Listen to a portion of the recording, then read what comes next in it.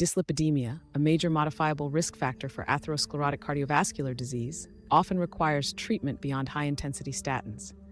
This review explores several novel lipid-lowering medications and provides a practical, stepwise approach for clinicians to effectively manage dyslipidemia and reduce ASCVD risk.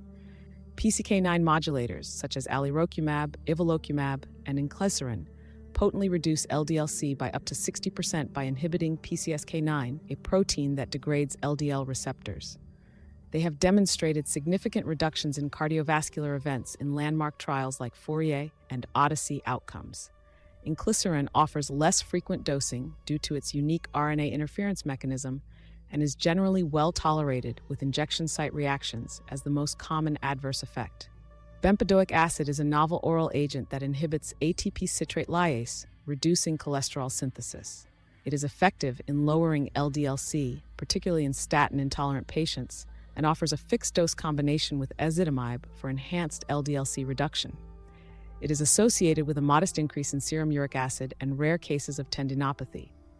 ANGPTL3 inhibitors, such as evinacumab, target ANGPTL3, a protein that reduces lipoprotein lipase activity, leading to decreased triglycerides and increased HDL-C levels.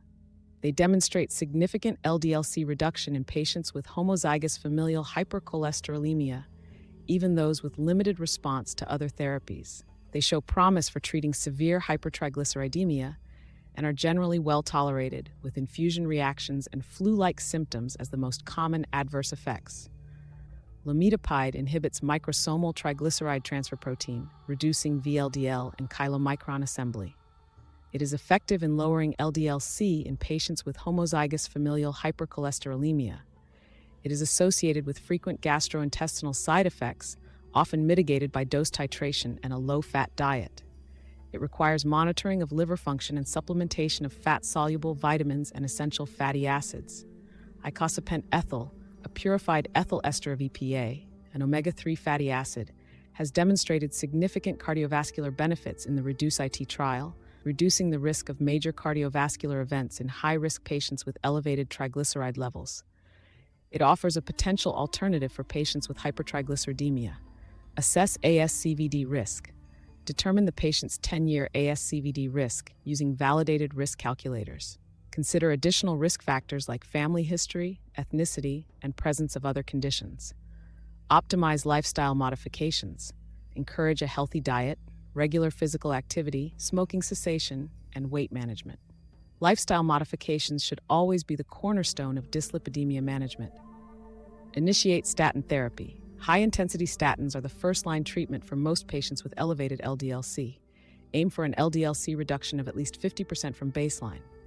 Consider LLTs for additional LDL-C reduction. If LDL-C goals are not met with statin therapy alone, consider adding a lipid-lowering therapy based on individual patient characteristics and preferences. PCSK9 modulators are generally recommended for high-risk patients with severe hypercholesterolemia or statin intolerance. Bempedoic acid can be considered as an alternative to PCSK9 modulators or in combination with ezetimibe. ANGPTL3 inhibitors may be beneficial for patients with homozygous familial hypercholesterolemia or severe hypertriglyceridemia. Lamidipide is reserved for patients with homozygous familial hypercholesterolemia who have not responded to other therapies.